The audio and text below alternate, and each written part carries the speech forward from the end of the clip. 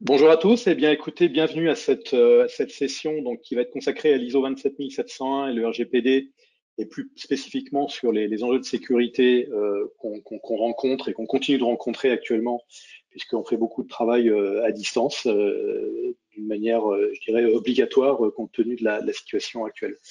Donc bienvenue à cette session, on va essayer de la rendre la plus interactive possible. Vous pourrez poser des questions. Il y aura également une question sondage qui vous sera posée, que vous verrez apparaître à 15h15, donc dans un quart d'heure. Donc, je suis Christophe Jolivet, je suis expert et consultant en cybersécurité, également formateur. Et donc, je travaille à Paris et je suis fondateur de la société Prosica. Je vais vous présenter donc nos quatre panélistes que nous avons aujourd'hui. Donc, Peter Gillin, qui est consultant en cybersécurité et formateur chez Quest for Security, et donc qui est en Belgique. Adrien Chambade, qui est consultant également et formateur, auditeur en cybersécurité chez O'Neill Rocks en France. Adlen Lokil, donc qui est en Tunisie et qui est un consultant, un expert en RGPD et en sécurité de l'information. Et donc Robert Elouig, qui est directeur général et consultant principal chez Karmao, qui est également un expert dans les domaines cyber et protection données personnelles.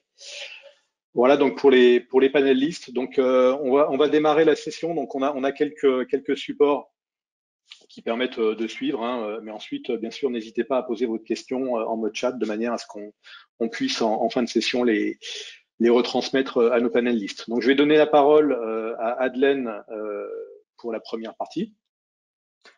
Adlen, tu nous entends?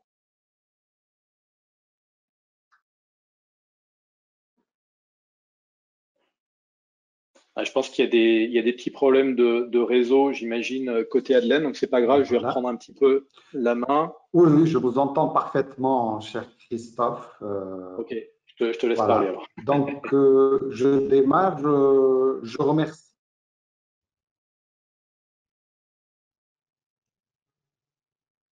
On t'entend pas, Adlen. On t'entend Ah, pas. bon. On t'entend pas. Bon, je remercie tout le monde. Oui, moi, je vous entends parfaitement. Oui, Le mais son est mauvais ou... ouais, on t'entend très mal. Je pense qu'il vaut mieux couper ton micro malheureusement parce que sinon les personnes ne vont pas pouvoir t'entendre. C'est dommage, mais je pense qu'on a pas le choix parce qu'on entend D'accord. un mot sur deux si tu veux. Hein, donc bon, c'est juste pour rebondir sur le travail qu'a fait Adlen. Donc il rappelle ici sur ces supports les principes importants, j'imagine que vous connaissez, qu'on retrouve effectivement dans le règlement général pour la protection des données. Donc vous les voyez ici. Et donc il a fait le lien également avec un certain nombre de clauses que vous retrouvez dans la 27001 et dans la 27002, donc sur les principes de l'efficacité, la limitation des finalités. C'est un point qui est très important, effectivement, et donc les détournements de finalité peuvent aller assez loin, la minimisation des données. Et on retrouve également ces autres principes qui sont effectivement importants dans ce qui nous occupe. Donc vous pourrez poser des questions aussi là-dessus. Je vais donner tout de suite la parole à Peter sur la partie 27501, donc 27701, pardon, qui est une norme très récente, donc on n'a pas encore beaucoup de recul là-dessus, mais je vais laisser à Peter le soin de nous en parler. Oui, parce que c'est en fait une norme assez jeune, donc tu peux passer sur le deuxième slide, Christophe. C'est un petit résumé en fait ce qu'il fait. Payez attention parce que si vous lisez en fait le 701 à ce niveau-là, le contenu même n'est pas très grand à ce niveau-là parce que en fait le 701 c'est un annexe ou une valeur ajoutée en fait sur le 271, mais il réfère naturellement avec des autres normes et je l'ai mis ici dans l'overview à ce niveau-là. Donc il assiste en fait de implémenter le RGPD utilisant le ISO 271. Donc à ce niveau-là, pour les prérequis et pour les exigences en fait implémenter la sécurité, ils peuvent aider et puis référencer aussi directement vers RGPD à ce niveau-là. Tu peux passer sur le deuxième prochain slide à ce niveau-là. Fais attention parce que le base de référence reste le même, donc les exigences, les prérequis sont faits déjà dans le 27.1 et on va ajouter certains changements ou on va changer certaines interprétations au niveau de 27.1. Disons que par défaut, par nature, le 27.1, c'est en fait sécurité d'entreprise à ce niveau-là, information security. Et le 701 va en fait adapter l'interprétation vers les protections des données personnelles en plus à ce niveau-là. Et comme vous savez aussi, comme demandé aussi dans le RGPD, il y a une référence vers le PIA, donc le Privacy Impact Assessment, ou l'analyse de l'impact sur les protections de données. À ce niveau-là, il est référencé vers le 2934. Donc, c'est une collection en fait des standards et des normes qui sont vraiment utilisables pour implémenter le RGPD comme régulation. C'est une loi à ce niveau-là. Donc, et voilà. Tu peux passer pour le deuxième slide et puis fais attention parce que par exemple data protection by design, data protection by default, donc implémentation à la conception et par défaut, n'est pas dédié en fait dans l'ISO 271. C'est un des nouvelles dans le 701, donc comme demandé naturellement par la RGPD. L'intention plus forte, c'est naturellement gestion des incidents parce que bon, on sait vraiment les conséquences concernant RGPD et les amendes. On va en discuter après. Et par exemple aussi une des demandes assez fortes aussi pour le 701, c'est de demande ou le prérequis et l'exigence d'avoir un environnement de test. Et vous voyez aussi dans le 701 qu'il y a une demande assez forte aussi de ne pas utiliser les données de production dans un environnement de test. Donc, et voilà. Niveau structure, c'est presque le même que le 701, naturellement, sauf que le deuxième part en fait de 701 va ajouter en fait aussi un petit peu d'explication comment traiter les données comme responsable de traitement et pour le sous-traitant. En plus, dans les annexes, et tu peux passer le deuxième slide aussi, au prochain slide, Christophe. N'oublie pas qu'aussi, en fait, il y a beaucoup de références externes. Donc, le RGPD, naturellement, c'est pour nous, certainement côté européen, assez important. Mais fais attention parce qu'en fait, l'ISO, par défaut, fait référence vers le 2900.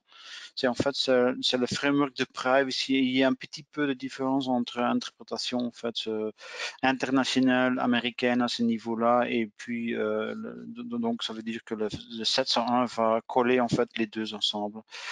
Et un petit guide qui en fait au fin de 701 va nous indiquer comment les implémenter. Mais bon, naturellement c'est plus clair si on suit les cours et on interprète les choses à ce niveau-là. Et voilà. Un petit référence, qu'est-ce qu'on a changé? Certainement au niveau des clauses, en fait, dans le 701. Je ne vais pas discuter en fait tout ça en détail. Pour votre info, si vous avez besoin en fait d'une explication plus détaillée. Quelques semaines, quelques mois passés, en fait, on a passé plusieurs webinaires chez PCB, en fait, pour expliquer directement. Donc, ce slide-là est disponible aussi dans la section des webinaires chez PCB et ils ont tous été publiés sur SlideShare et YouTube à ce niveau-là. C'est assez important qu'on a en fait maintenu la plupart des clauses ici, comme vous voyez, en fait, le clause important et puis le prochain slide exactement, Christophe. Vous voyez en fait que dans l'ISO 2702, naturellement, beaucoup des avis d'implémentation ont naturellement été changés globalement pour être sûr que l'interprétation de l'information de gestion est consolidée plus complet avec RGPD. Et voilà. Très bien. Très bien. Merci beaucoup, Peter. Donc, on passera de toute façon à des questions par la suite, mais peut-être avant ça, ça serait intéressant. Effectivement, quand on parle de télétravail, on peut avoir un certain nombre de risques au niveau cyber. Donc, le télétravail, on ne l'a pas découvert suite à la pandémie. On en faisait déjà avant, mais néanmoins, ça s'est généralisé. Donc, c'est important d'avoir une approche risque au niveau cyber. Et donc, je vais laisser la parole à Adrien sur cette partie-là. Et merci Christophe. Donc effectivement, le télétravail, c'est pas nouveau. Le télétravail est malgré tout arrivé sur le devant de la scène à cause de cette épidémie et donc a eu malgré tout des impacts sur la sécurité de nos systèmes d'information et nos process, nos activités qu'on avait potentiellement mises en conformité à l'époque avec des normes telles que ISO 27001. Du coup, je laisse passer sur la première slide et sur le premier point. Auparavant, le télétravail était juste un avantage concurrentiel. C'est devenu beaucoup plus que ça. C'était avant un petit cadeau qui était fait aux collaborateurs. C'était une sorte de possibilité avancée. Finalement, aujourd'hui, c'est devenu la norme, notamment avec le confinement. Alors, pour parler du cas français, mais on a eu une grosse vague de migration qui était absolument pas préparée. Hein. C'est beaucoup de structures qui n'avaient pas de PC portable, qui n'avaient pas les moyens de pouvoir répondre à cela. Donc, on a eu un gros changement sur le point du télétravail et des impacts au niveau infrastructure et au niveau sécu. Voilà. Ou même les points d'après, hein. On peut mettre la slide complète. L'idée, c'est que malgré ce télétravail permet aujourd'hui de gérer la crise, de continuer l'activité telle qu'elle était prévue initialement, tout en offrant une liberté aux collaborateurs. Voilà, je vous apprends rien. C'est le cadre de base. Le problème, c'est que des menaces sont arrivées avec cette nouvelle pratique qu'on a généralisée parfois un peu à l'emporte-pièce, qui a introduit des problèmes et qui a conduit les, les personnes malveillantes en fait à s'adapter tout simplement au contexte pour cibler encore mieux les personnes. Donc par exemple, on a toujours eu les vagues de phishing au moment des soldes, au moment de Noël, parce qu'on sait que les gens commandent des colis, mais on en a eu encore davantage par rapport à des colis qui seraient en instance, etc. au moment du confinement. Pareil au niveau des emails.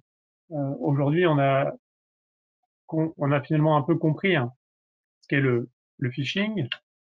On fait attention quand on reçoit un mail qui n'est pas de notre banque. On sait qu'il est sûrement faux. Par contre, avec les fuites de données qu'on a eues au fur et à mesure des années, on a des mails qui sont maintenant de plus en plus préparés, voire des personnes mal intentionnées qui font des réponses à des fils de discussion existants. Voilà, en usurpant l'identité de la personne qui était dans l'échange. Donc, l'adaptation de la menace conduit à des risques qui sont d'autant plus importants que on peut mettre les gens dans des situations de confiance. Et là, le télétravail, on peut pas se reposer sur un échange qui serait fait avec un collaborateur à côté de nous. On est tout seul face à l'ordinateur. Voilà. Donc l'idée, c'est d'encadrer. Donc en France, par exemple, hein, je parle de cadre connu, mais on a un cadre qui est très précis sur le télétravail. Hein, j'imagine que dans d'autres pays également, on pourra en reparler au niveau des questions. Le RGPD article 32 induit évidemment la sécurité du traitement, qu'on soit en télétravail ou qu'on ne le soit pas, hein, c'est indépendant. Donc il faut bien évidemment y prêter attention. Et puis en ISO 27001 et 27701, puis en paragraphe des exigences dédiées qui permettent de traiter ce point. Voilà, on peut passer à la suite. On va se focaliser en tout cas sur, et je te laisse cliquer sur deux fois sur les flèches pour avancer.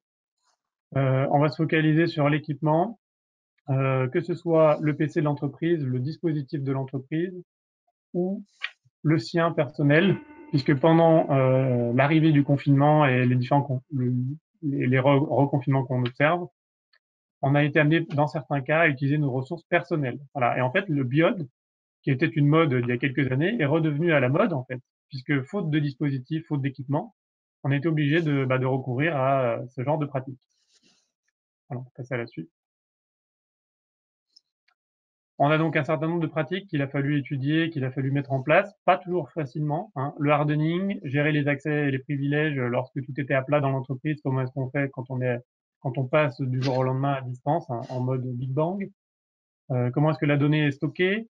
Parfois, les PC sont arrivés directement chez les collaborateurs, sont pas passés par la DSI, donc n'ont pas été chiffrés. Les disques, en tout cas, n'ont pas été chiffrés, donc on n'a pas protégé les informations qui sont stockées sur les devices. Voilà pour la partie équipement.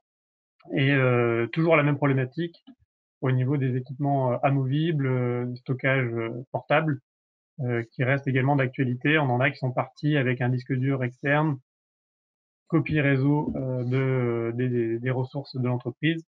Quid de la sécurité de cette donnée et des données personnelles à l'intérieur. Voilà. Et enfin, le problème de l'interconnexion. Alors, travailler chez soi, c'est bien.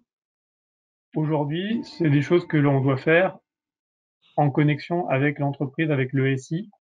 Donc, comment est-ce qu'on a assuré la confidentialité et l'intégrité des échanges? Donc, est-ce que on a eu des VPN qui se sont montés? Donc, est-ce que le VPN open bar est quelque chose qui est aujourd'hui est reconnu comme suffisamment sécuritaire, ou est-ce qu'il faut aller plus loin? Comment est-ce qu'on se connecte au SI? Et on a eu de grosses vagues de souscription à des services type CASB, donc pour se connecter aux fournisseurs cloud, ou le point d'après qu'on peut afficher, le Zero Trust Access Network, où là on va pouvoir accéder avec des tunnels SSL, mais qui sont dédiés à certaines applications ou à certains usages. Voilà, donc il y a vraiment de grosses problématiques pour respecter les normes et ce à quoi on s'engage en termes de sécurité du traitement, qui sont arrivés avec le télétravail. Voilà. Donc, et bien évidemment, tout ça passe par de la sensibilisation, responsabiliser les IT, les collaborateurs, contraindre, avoir des leviers pour pouvoir, par exemple, sanctionner en cas de non-respect, hein, c'est important. Donc, les chartes, etc. Ça introduit la gestion d'un point de vue des employeurs, également du télétravail. On commence à avoir quelques éléments qui viennent des tribunaux. Normalement, le télétravail doit prendre en charge une partie des frais liés en France à cette activité. C'est pas simplement je mets mon collaborateur à la maison. Donc on a la problématique légale qui est à prendre notamment en compte. Je ne sais pas s'il y a un dernier point. Et la surveillance, qu'on soit dans des dispositifs maîtrisés d'entreprise ou avec des outils qui sont apportés par les collaborateurs. Voilà. Très bien. Et justement, Adrien, pardon, tu parlais d'EDR, enfin tu mets EDR sur ta slide, qui est un dispositif effectivement de plus en plus utilisé pour détecter des événements qui pourraient être des événements de sécurité et qui remontent potentiellement à des SOC. Est-ce que ces parties EDR, tu as des retours sur la manière dont on peut l'utiliser et notamment sur des équipements qui ne sont pas forcément maîtrisés par l'entreprise, comme dans le cas du BIOD? Alors tout dépend de la façon dont ça a été déployé. On pourra en reparler tout à l'heure. Moi, j'ai pas d'exemple très précis sur un EDR qui aurait été mis en œuvre.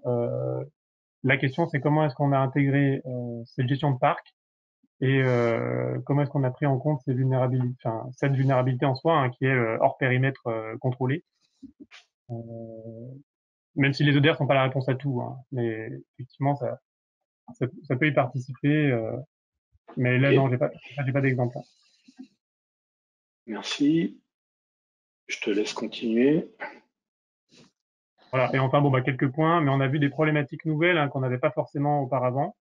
Par exemple, la problématique du surf sur Internet. Il y a des structures, là, c'est des exemples hein, que j'ai, des grosses structures. On a des cas où on a mis en place le VPN. Donc c'est bien, hein, on passe maintenant tout le flux sur le réseau de l'entreprise au travers des équipements de sécurité, DLP pour éviter la fuite de données, etc. Par contre, on n'a pas dimensionné la charge, on n'a pas dimensionné les tuyaux correctement, et on se rend compte que nos collaborateurs, ils écoutent la musique en fait en travaillant, et ils écoutent leur musique sur YouTube en travaillant, donc un joli flux vidéo, parfois en 720 ou autre, et donc on n'a absolument pas dimensionné les équipements réseau pour ça. Donc on a eu le télétravail a introduit de grosses contraintes en termes de charge, notamment pour ceux qui ont pris tout le flux et l'ont fait passer dans les mécanismes de sécurité. Voilà, donc là, il y a des questions de dimensionnement, il y a des questions, alors dans certains cas, on peut séparer les flux, on peut faire passer une partie du flux en direct par la box, une partie du flux au travers du VPN, voilà, tout ça, ce sont des problématiques et de grands groupes ont eu des difficultés et dans certains cas, ont dû interdire l'accès à des ressources comme YouTube et autres pour pouvoir tenir la charge pendant un certain temps. On a eu également des cas où les PC stations de travail pouvaient plus être mises à jour, parce qu'elles étaient mises à jour en fait physiquement, et demander un retour sur site, notamment des logiciels dédiés, des stations de travail, des logiciels particuliers, métiers, et on n'avait pas prévu la descente à distance de mise à jour. Donc là, on a eu également le cas qui était impossible sur la machine à distance. Très bien. Voilà. Merci beaucoup, Adrien. Alors peut-être je voudrais laisser la parole aussi à Robert qui est en Allemagne. Et peut-être Robert, si tu peux nous donner ton point de vue aussi, vu de l'Allemagne par rapport à ces mises en conformité 27701, pardon, ou alors sur les problématiques liées au télétravail et comment tout ça est géré. Oui, donc pour moi, le télétravail, donc Adrien, il a beaucoup parlé des problèmes techniques et oui, des solutions plutôt techniques, mais aussi, à mon avis, des problématiques qui sont liées. Donc, d'une part, en France comme en Allemagne, on a aussi la notion du télétravail, mais la plupart des entreprises en Allemagne a opté de ne pas mettre en télétravail les gens, mais de laisser un travail mobile. Donc, ça veut dire, comme ça, on est sorti du cadre légal pour mettre en place toutes les mesures qui sont nécessaires quand on fait un contrat où est mentionné télétravail. Et il faut mettre dans la boucle le CE et tout ça. Donc, en Allemagne, la plupart des gens, ils sont pas en télétravail, ils sont en travail mobile, et comme ça, on n'applique pas les mêmes règles d'un point de vue légal. L'autre problème dans le télétravail, c'est on est dans un environnement, chez la plupart des gens, ils sont pas préparés à la maison dans un environnement qui est bien fermé ou clos, donc ils travaillent, je sais pas, dans le salon ou dans la cuisine ou je sais pas où. Il y a des autres personnes dans le foyer qui peuvent regarder qu'est-ce qui se passe autour de là, et là on a aussi le problème d'accès ou de protection des données personnelles qui sont pas protégés de la même façon que dans le cadre de l'entreprise et dans les locaux de l'entreprise. Donc ça, c'est aussi un enjeu qui est à résoudre. D'une part, comme j'avais dit, ça commence avec quelqu'un qui peut regarder sur l'écran, d'autre part avec je sais pas, des documents que j'imprime qui traînent sur la table ou quelque part. Après, j'ai peut-être pas les moyens à la maison de détruire correctement les papiers avec un destructeur qui est certifié. Et donc tous ces trucs-là qui sortent bien de la partie SI pure, mais qui font partie du problème et qui sont à traiter aussi par les entreprises et de proposer et trouver des solutions. Et là aussi, on a des solutions d'une partie organisationnelle. Donc, on peut dire oui. Donc, dès que tu as des documents qui contiennent des données sensibles, tu le mets en attendant dans un endroit qui est bien fermé. Après, une fois que tu retournes à l'entreprise, tu le mets là au dispositif pour détruire ces documents, ou ils achètent des destructeurs des fichiers pour tout le monde, mais ça peut coûter cher aussi à la fin. Ça dépend du nombre des collaborateurs, etc. Donc, oui, ça c'est la partie, oui, que j'ai vue en plus de la partie Merci, technique. Merci. Peut-être on peut passer à la question sondage. John, si tu veux bien.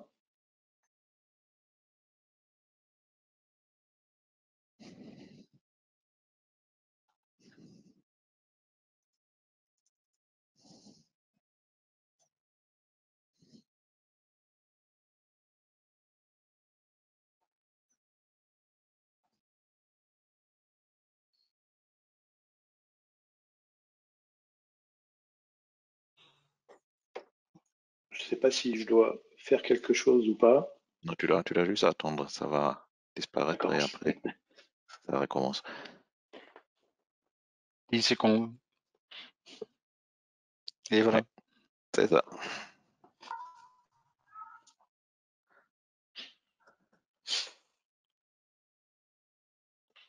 Donc, un petit peu plus que 50% des gens en fait qui participent ont une charte de télétravail avec leur entreprise.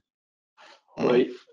Alors c'est intéressant, effectivement. Bon, on voit que c'est pas forcément très répandu, mais peut-être une question pour les panélistes. Est-ce que vous avez déjà vu la mise en place chez vos clients de chartes de télétravail, et si oui, comment quel est le contenu, comment s'est passée la mise en place? Et en Belgique, en fait, en opération, je ne sais pas, mais je voudrais dire à ce niveau-là, il y a aussi un côté légal qui est assez important à ce niveau-là, au niveau des frais, des assurances à ce niveau-là. Donc, si on permet, et même c'était déjà le cas avant, c'est assez important d'avoir aussi dans le contrat les conditions, comment on peut le faire, et en référent, si on fait référence avec la charte. Disons que c'est assez important de l'avoir parce que ça va conditionner en fait les assurances, qu'est-ce qu'on peut ou qu'est-ce qu'on peut pas faire à ce niveau-là. Pour les gens en fait de travailler à distance ou pas. Donc je pense que la charte est assez importante, mais certainement pour les petites entreprises en fait en Belgique, on oublie fréquemment. D'accord. Je ne sais pas s'il y avait d'autres. Oui, vas-y, Robert. Oui, pour moi, c'est à peu près le même cas en Allemagne. Donc, je suis bien d'accord avec Peter. Donc, le plus petit l'entreprise est, le moins est probable qu'ils ont une charte de télétravail. Chez les plus grandes entreprises, soit ils ont déjà eu une charte en place avant, ou plus tard maintenant avec la crise Covid, ils ont commencé à mettre une charte en place, mais les PME, la plupart non, TPE non plus. Ok. Adrien, toi, est-ce que tu avais eu des retours particuliers sur cette question-là chez tes clients? Les structures qui connaissent déjà 27001 avaient déjà des politiques. En Tunisie, ça devient de plus en plus répandu.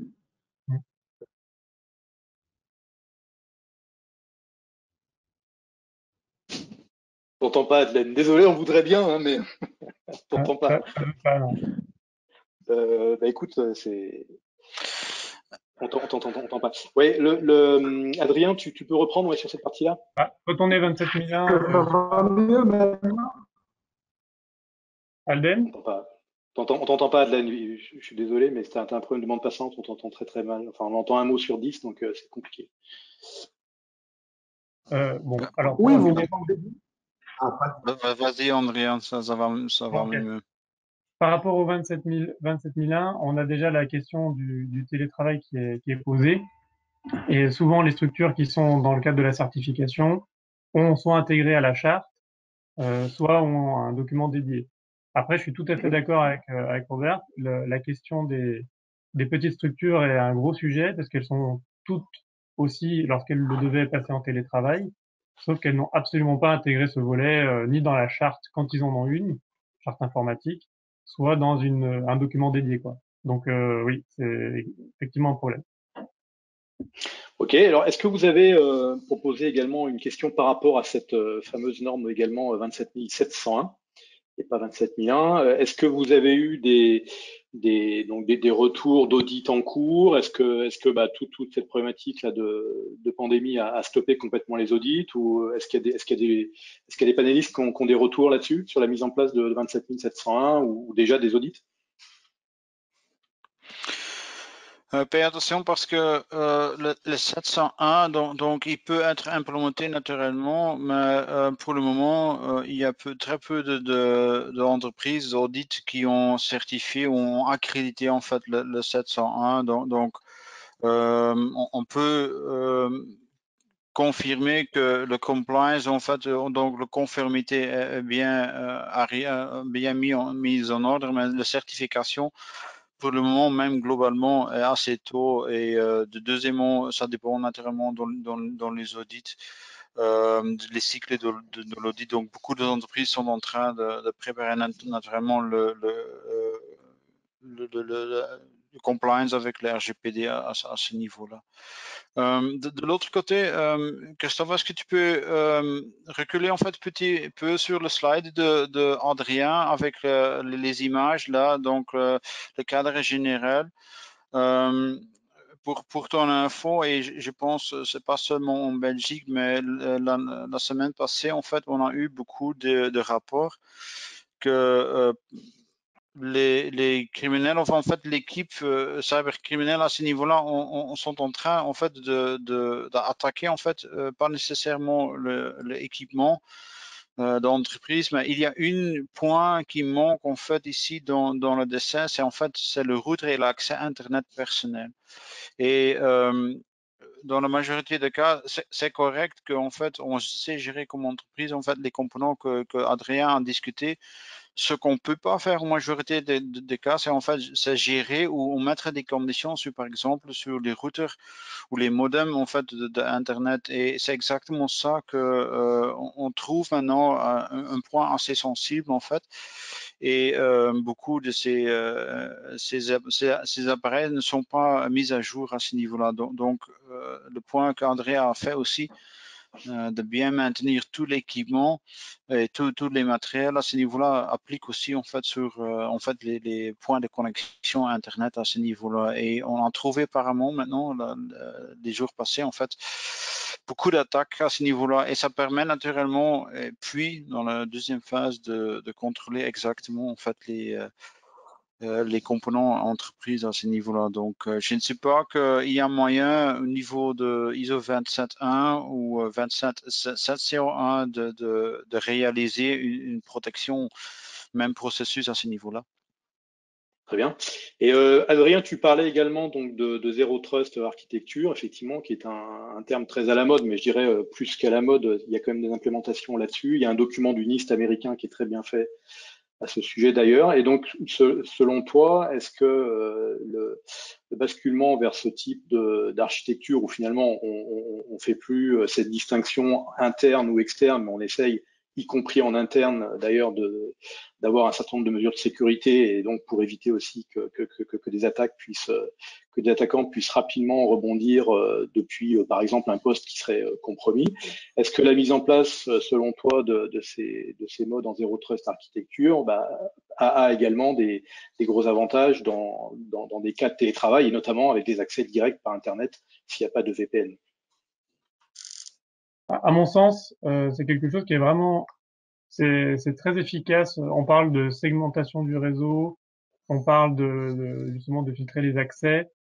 C'est une technologie, c'est une approche qui est très intéressante. Après, on fait rentrer en fait un tiers dans notre relation avec, dans le cadre de l'interconnexion, puisque dans le cadre du Zero Trust, sans faire un cours là-dessus, on va passer par un tiers qui va lui établir un tunnel qui est unidirectionnel. Enfin, je vais un peu vite, hein.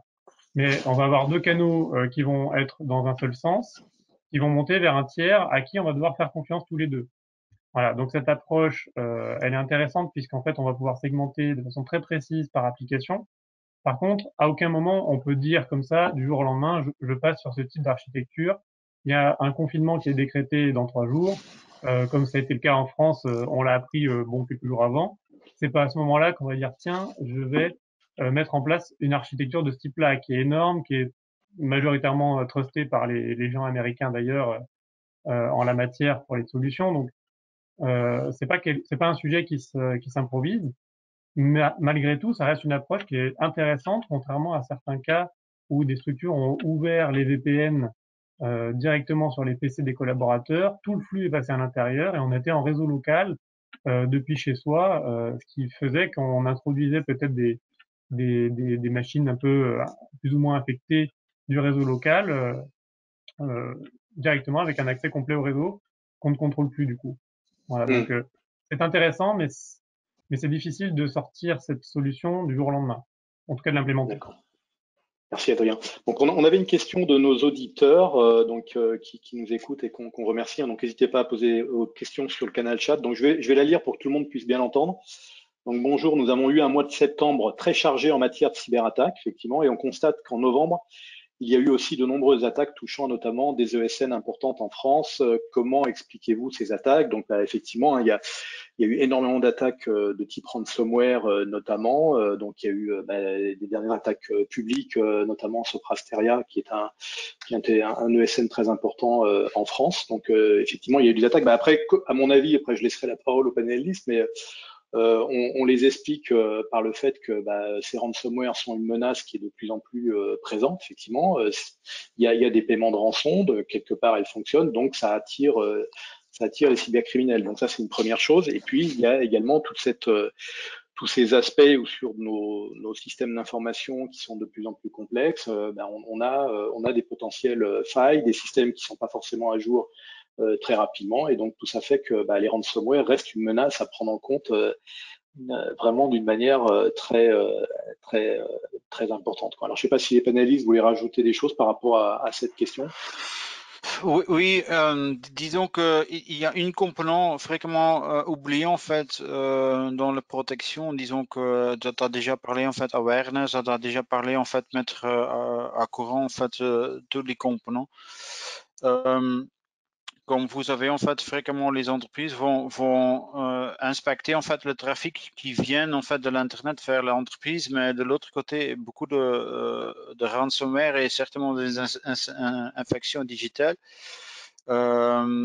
fréquemment se dupliquent en fait aussi, et beaucoup d'entreprises ne font pas une contrôle assez spécifique avec le trafic Y. Donc parfois en fait il y a déjà des infections qui se passent en fait, qui sont détectées trop tard, et puis l'entreprise même est utilisée comme sorte de poste de distribution en fait pour les autres ransomware à ce niveau-là. Certainement, quand je fais les audits, c'est exactement une des questions que je pose fréquemment aussi aux équipes réseau. Est-ce que vous protégez en fait votre trafic qui va au extérieur à ce niveau-là? Et la réponse n'est pas toujours correcte à ce niveau-là. Disons qu'on oublie fréquemment, donc on n'y pense pas toujours. Et je pense à une des composants assez importants aussi qui malheureusement en fait va promouvoir en fait aussi la distribution des malwares. Oui, tout à fait. Alors après, je pense également que sur toutes ces attaques, ce qui est important, c'est également de les détecter, certes, et puis de réagir rapidement, hein. Donc, si on reprend le cas de Soprasteria, a priori, la réaction a quand même été très bonne, hein. C'est pas moi qui le dis, c'est l'ANSSI, hein, l'Agence nationale de la sécurité de l'information, puisque Guillaume Poupard avait fait une déclaration par rapport à ça. Alors, je prends une autre question, parce qu'on a encore 2-3 minutes pour profiter des expertises de nos panélistes. Donc, pouvez-vous nous citer quelques types EDR et MDM? Donc, EDR, on peut citer par exemple l'EDR de Tetris. Hein, j'ai pas d'action chez eux, mais puisqu'ils viennent de lever 20 millions d'euros, ils recrutent à Bordeaux, donc on peut les citer en France. Je sais pas si les autres panélistes avaient des exemples d'EDR ou d'MDM pour répondre à notre auditeur.